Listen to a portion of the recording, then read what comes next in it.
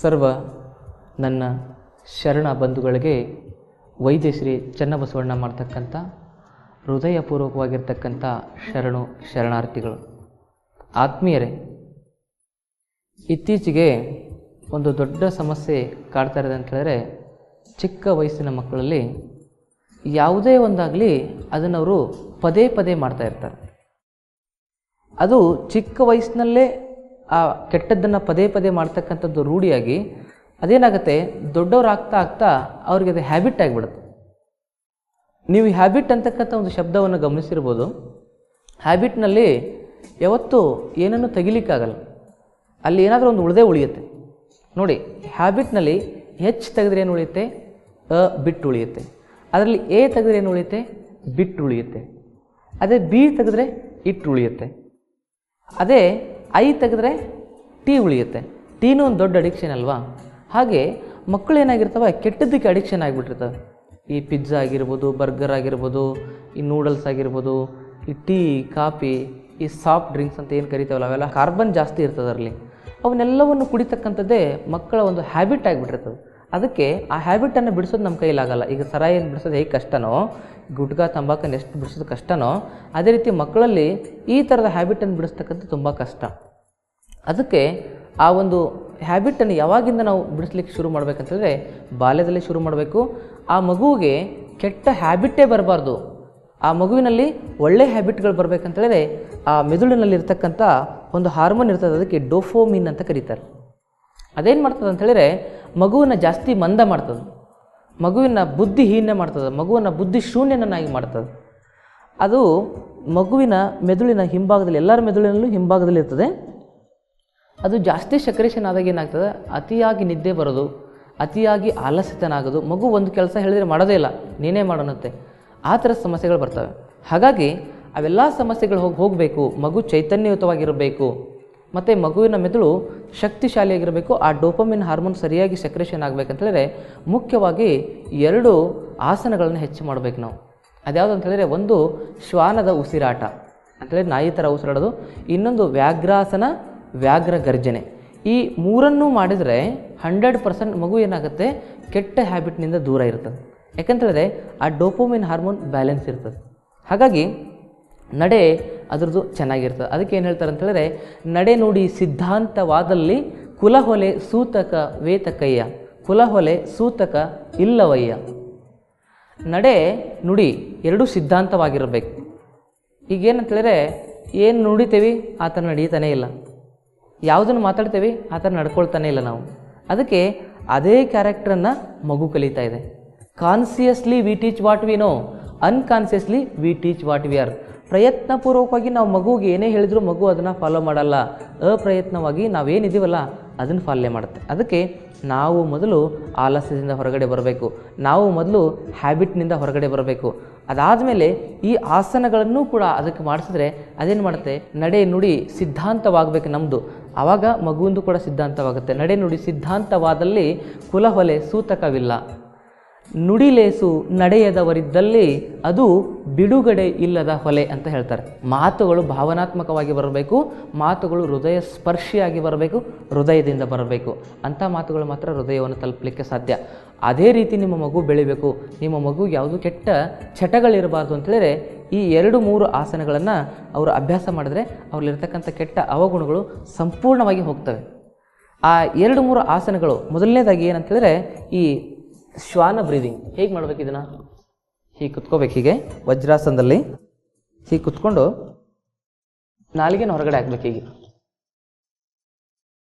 ಹೀಗೆ ಹೊರಗಡೆ ಹಾಕಿದ ಮೇಲೆ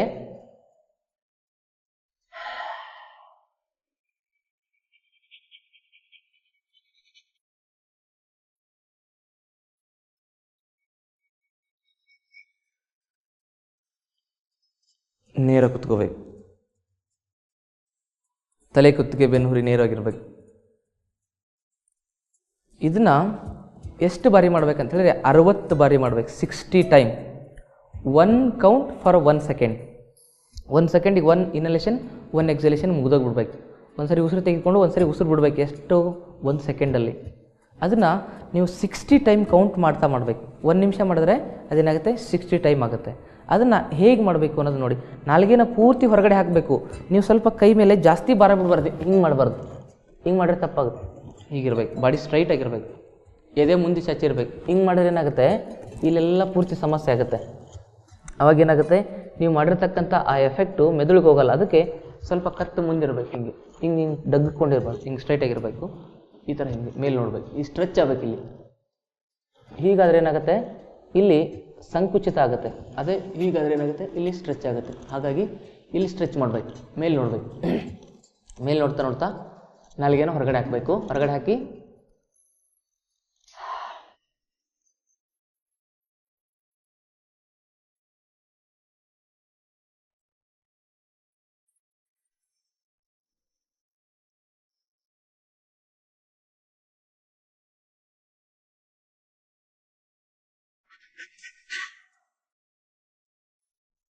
ಪ್ರಾರಂಭದಲ್ಲಿ ನಿಮಗೆ 60 ಸರಿ ಮಾಡಲಿಕ್ಕಾಗದಿದ್ರೆ 30 ಸರಿ, 20 ಸರಿ, 40 ಸರಿ, ಹೀಗೆ 60ಕ್ಕೆ ರೀಚ್ ಆಗಬೇಕು. ಅದನ್ನು ಕಂಟಿನ್ಯೂಸ್ ಆಗಿ ಅದನ್ನು ಪ್ರಾಕ್ಟೀಸ್ ಮಾಡಬೇಕು ನೀವು. ಇದಕ್ಕೆ ಶ್ವಾನದ ಉಸಿರಾಟ, ಶ್ವಾನ ಬ್ರೀದಿಂಗ್, ಡಾಗ್ ಬ್ರೀದಿಂಗ್ ಅಂತ ಕರೀತಾರೆ.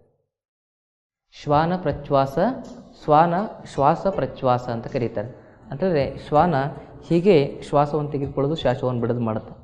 ಅರ್ಥ ಆಯ್ತಾ? ಅದಕ್ಕೆ ನೀವೇನು ಮಾಡಬೇಕು, ಆ ಶ್ವಾನದ ಥರ ಆ ರೀತಿ ಉಸಿರಾಡೋದ್ರಿಂದ ಏನಾಗುತ್ತೆ, ನಿಮ್ಮ ಇಲ್ಲಿರ್ತಕ್ಕಂಥ ಪ್ರಾಣರಸ, ಈ ಪ್ರಾಣರಸ ಏನಾಗುತ್ತೆ, ಊರ್ಧ್ವಮುಖವಾಗಿ ಸಂಚಾರವಾಗ್ತಾ ಬರುತ್ತೆ. ಊರ್ಧ್ವಮುಖವಾಗಿ ಸಂಚಾರವಾಗಿ ಆಗಿ ಸಪ್ತ ಚಕ್ರಗಳನ್ನು ದಾಟಿ, ವಿಶುದ್ಧಿ ಚಕ್ರಗಳೆಲ್ಲವನ್ನು ದಾಟಿ, ಆ ಸಹಸ್ರಾರ ದಾಟಿ ಪೂರ್ತಿ ನಿಮ್ಮ ಮೆದುಳಿಗೆ ಹೋಗಿ, ಮೆದುಳಿನಿಂದ ಇಲ್ಲಿ ಪಶ್ಚಿಮ ಚಕ್ರಕ್ಕೆ ಹೋಗಿ, ಪಶ್ಚಿಮ ಚಕ್ರದಲ್ಲಿ ಇಲ್ಲೇನಾಗ್ತದೆ, ಆ ಹಾರ್ಮೋನು ಸರಿಯಾದ ರೀತಿಯಲ್ಲಿ ಸೆಕ್ರೇಷನ್ ಆಗ್ತದೆ. ಅಲ್ಲಿ ನಿರಂಜನ ಲಿಂಗ ಇರ್ತದೆ, ಇಲ್ಲಿ ಪಶ್ಚಿಮ ಚಕ್ರದಲ್ಲಿ ಈ ಭಾಗದಲ್ಲಿ. ಅವಾಗೇನಾಗ್ತದೆ, ಆ ನಿರಂಜನ ಲಿಂಗದಲ್ಲಿ ಪ್ರಾಣ ಪ್ರತಿಷ್ಠಾಪನೆಯಾಗಿ ಆ ನಿರಂಜನ ಲಿಂಗದಿಂದ ಇಲ್ಲಿ ಒಂದು ಬೆಳಕು ಬರ್ತದೆ. ಆ ಬೆಳಕಿನಿಂದ ಮಗುವಿನ ಜೀವನ ಎಲ್ಲ ಹೊಳಪಾಗ್ತದೆ. ಹಾಗಾಗಿ ಈ ಶ್ವಾನದ ಉಸಿರಾಟದಿಂದ ಮಗು ತುಂಬ ಚೈತನ್ಯಯುತವಾಗಿ ಮತ್ತು ಅದರೊಳಗಿರತಕ್ಕಂಥ ಎಲ್ಲ ಅವಗುಣಗಳನ್ನು ಹೊಡೆದು ಓಡಿಸ್ತಕ್ಕಂಥ ಶಕ್ತಿ ಈ ಶ್ವಾನದ ಉಸಿರಾಟಕ್ಕಿದೆ. ಈಗ ನೋಡಿದ್ರಲ್ಲ ಶ್ವಾನ ಬ್ರೀದಿಂಗ್ ಹೇಗೆ ಮಾಡೋದು ಅಂತ. ಅದಾದಮೇಲೆ ಏನು ಮಾಡಬೇಕು ಅಂತೇಳಿದ್ರೆ ಡಾಗ್ ಬ್ರೀದಿಂಗ್ ಆದಮೇಲೆ ವ್ಯಾಘ್ರಾಸನ. ವ್ಯಾಘ್ರ ಅಂತೇಳಿದ್ರೆ ಗರ್ಜನೆ ಮಾಡಬೇಕು. ನಿಮ್ಮ ಮಗು ಹೇಗಿರಬೇಕು, ವ್ಯಾಘ್ರದ ಥರ ಧೈರ್ಯವಾಗಿ, ಬಲಶಾಲಿಯಾಗಿ, ಅಷ್ಟೇ ಒಂದು ಧೈರ್ಯ ಮನೋಭಾವ ಆ ಮಗುವಿನಲ್ಲಿರಬೇಕು. ಅದಕ್ಕೆ ವ್ಯಾಘ್ರಾಸನ. ನಿಮ್ಮ ಮಕ್ಕಳು ಏನಾಗ್ತಾ ಇದ್ದಾವೆ ಅಂತೇಳಿದ್ರೆ, ನಿಮ್ಮ ಮಕ್ಕಳು ತುಂಬ ಭಯ ಬೀಳ್ತಾ ಇದ್ದಾವೆ. ಭಯ ಬೀಳ್ಸೋರು ಜಾಸ್ತಿ ಇದ್ದಾರೆ.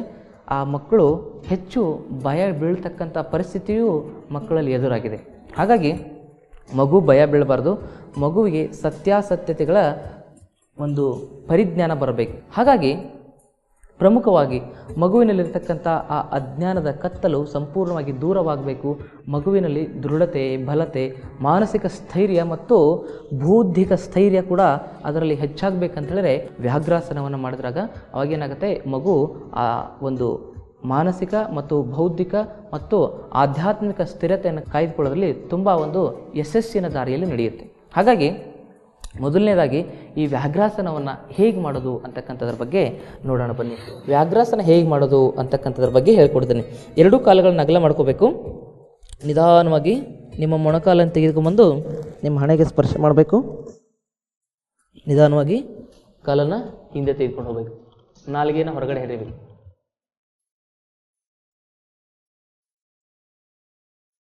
ನಾಲಿಗೆಯನ್ನು ಪೂರ್ತಿಯಾಗಿ ಹೊರಗಡೆ ಚಾಚಬೇಕು. ನಾಲಿಗೆ ಎಷ್ಟು ಹೊರಗಡೆ ಬರಬೇಕಂತೇಳಿದ್ರೆ, ನಾಲಿಗೆ ಪೂರ್ತಿ ಹೊರಗಡೆ ಬರಬೇಕು.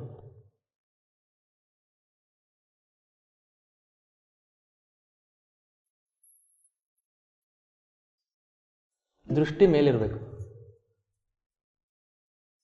ನಿಧಾನವಾಗಿ ಉಸಿರು ಬಿಡುತ್ತೆ ಕೆಳಗೆ, ಉಸಿರು ತೆಗೆದುಕೊಳ್ತಾ ಮೇಲೆ.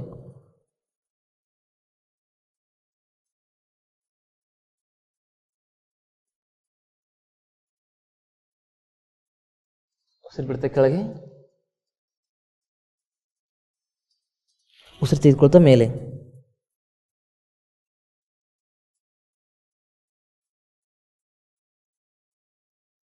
ನಿಮ್ಮ ದೃಷ್ಟಿ ಮೇಲಿರಬೇಕು.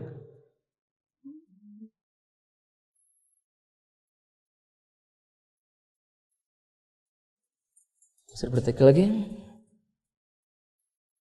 ಉಸಿರು ತೆಗೆದುಕೊಳ್ತಾ ಮೇಲೆ. ಇದನ್ನು ಎಷ್ಟು ಬಾರಿ ಮಾಡ್ಬೇಕಂತ ಹೇಳಿದ್ರೆ ಸುಮಾರು ಈ ಕಡೆ ಕಾಲಿಂದ ಒಂದು 20 ಬಾರಿ, ಈ ಕಡೆ ಕಾಲಿಂದ ಒಂದು 20 ಬಾರಿ. ಇದಾದಮೇಲೆ ವ್ಯಾಘ್ರ ಗರ್ಜನೆಯನ್ನು ಮಾಡಬೇಕು. ವ್ಯಾಘ್ರ ಗರ್ಜನೆ ಹೇಗೆ ಮಾಡೋದು ನೋಡಿ.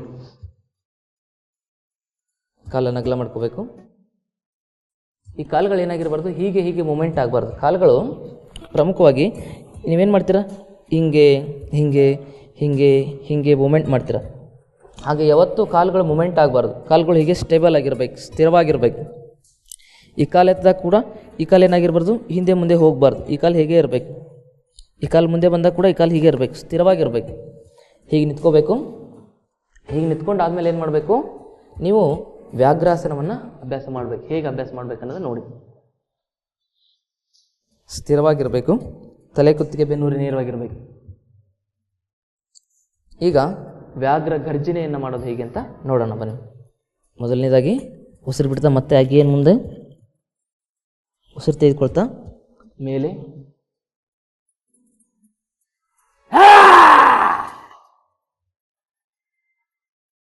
ಮತ್ತೆ ವಾಪಸ್, ಮತ್ತೆ ಉಸಿರು ತೆಗೆದುಕೋಬೇಕು.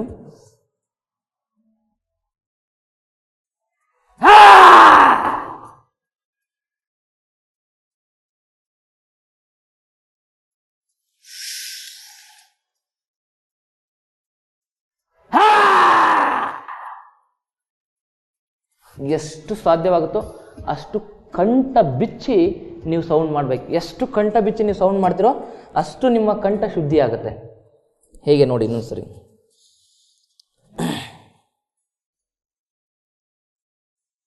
ಈ ಕಾಲಿಂದ ಮಾಡಬೇಕು.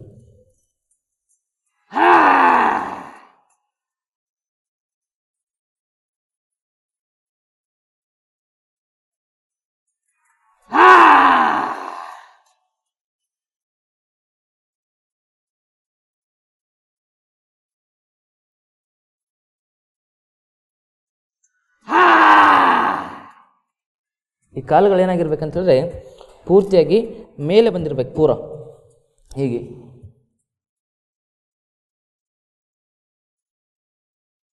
ಅದಾದಮೇಲೆ ಗರ್ಜನೆಯನ್ನು ಮಾಡಬೇಕು. ನಾಲಿಗೆ ಹೊರಗಡೆ ಹೇಳಿ ತೆಗೆದುಬಿಟ್ಟು.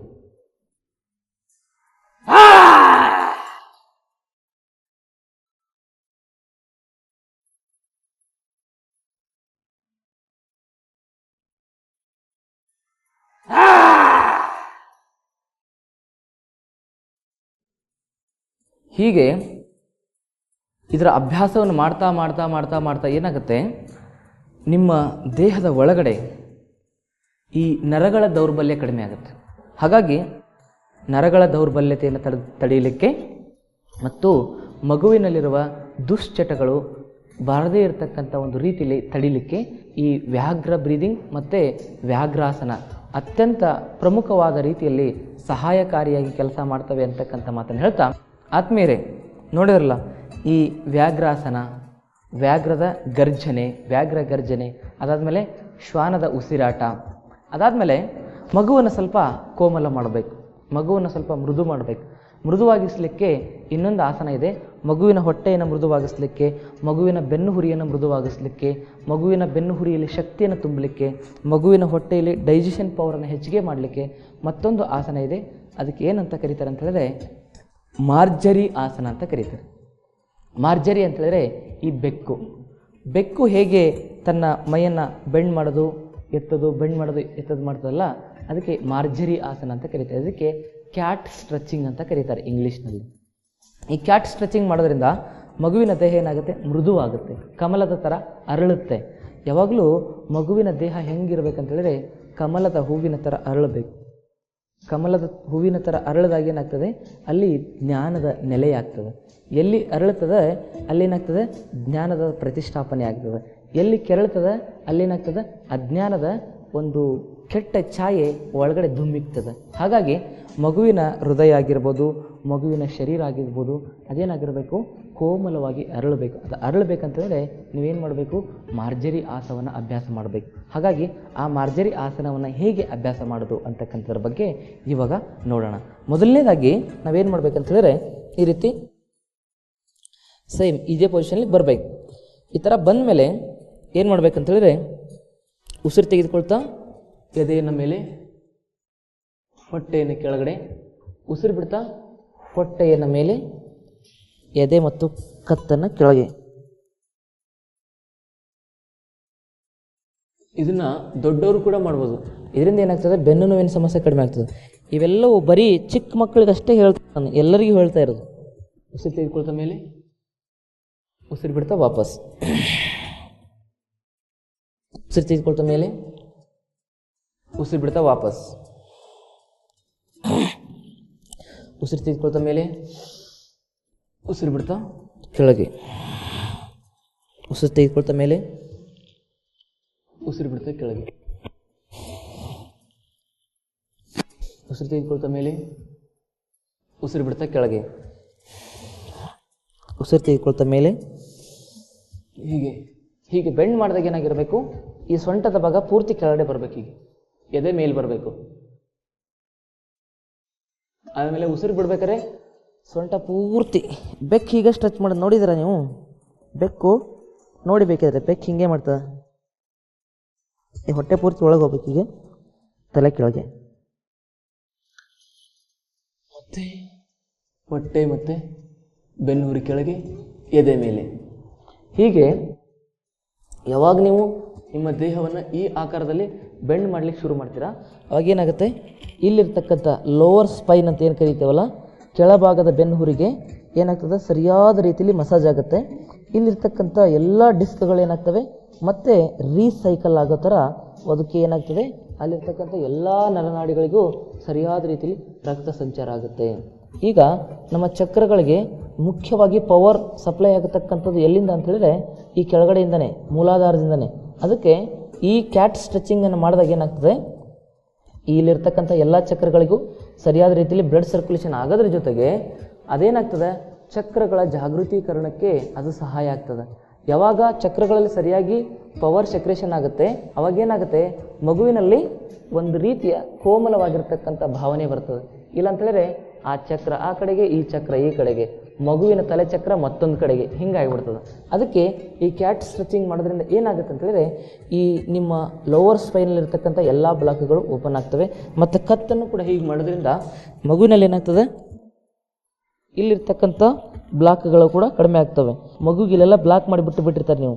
ಅದಕ್ಕೆ ಇಲ್ಲಿರ್ತಕ್ಕಂಥ ಬ್ಲಾಕೇಜ್ಗಳೆಲ್ಲ ಹೋಗ್ಬೇಕಂತ ಹೇಳಿದ್ರೆ ಏನು ಮಾಡಬೇಕು, ಹೀಗೆ ಇದ್ರಲ್ಲಿ ಏನಾಗ್ತದೆ, 3-4 ವರ್ಕ್ ಆಗ್ತದೆ. ಫಸ್ಟು ನಿಮ್ಮ ಹೊಟ್ಟೆ ಆಕುಂಚನ ಪ್ರಸರಣ ಆಗ್ತದೆ, ನಿಮ್ಮ ಬೆನ್ನು ಹುರಿ ಏನಾಗ್ತದೆ ಮೇಲೆ ಕೆಳಗಾಗ್ತದೆ.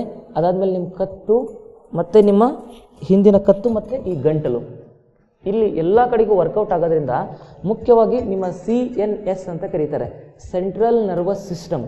ಆ ಸೆಂಟ್ರಲ್ ನರ್ವಸ್ ಸಿಸ್ಟಮ್ಗೆ ಏನಾಗ್ತದೆ, ಸರಿಯಾಗಿ ಬ್ಲಡ್ ಫ್ಲೋ ಆಗೋದ್ರಿಂದ ಏನಾಗುತ್ತೆ, ಮಗುವಿನಲ್ಲಿ ಮಾನಸಿಕ ವಿಕಾಸ ಆಗೋದ್ರ ಜೊತೆಗೆ ಮಗು ಕೋಮಲವಾಗ್ತದೆ.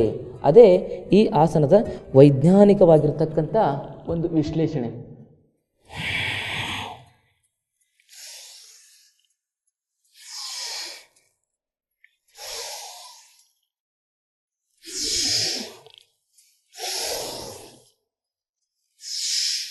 ನೋಡಿ ನನ್ನ ಕಾಲು ಹಿಂಗೆ ಹಿಂಗೆ ಶೇಕ್ ಆಗ್ತಾ ಇದೆಯಾ ಇಲ್ವಲ್ಲ, ಇದು ನೋಡ್ಕೊಂಡು ಮಾಡ್ಬೇಕು. ನೀವು ಎಲ್ಲವನ್ನು ಅಬ್ಸರ್ವ್ ಮಾಡಬೇಕು.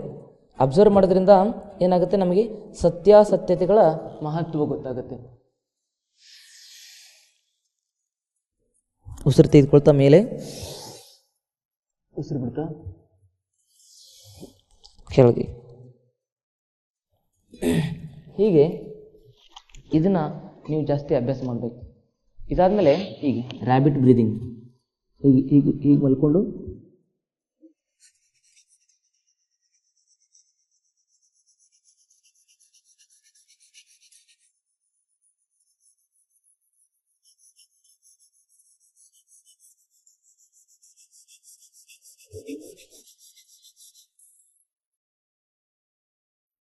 ರ್ಯಾಬಿಟ್ ಬ್ರೀದಿಂಗ್ ಮಾಡಿದಾಗ ಕೂಡ ನಿಮ್ಮ ಮಗುವಿನ ದೇಹ ಕೋಮಲವಾಗ್ತದೆ.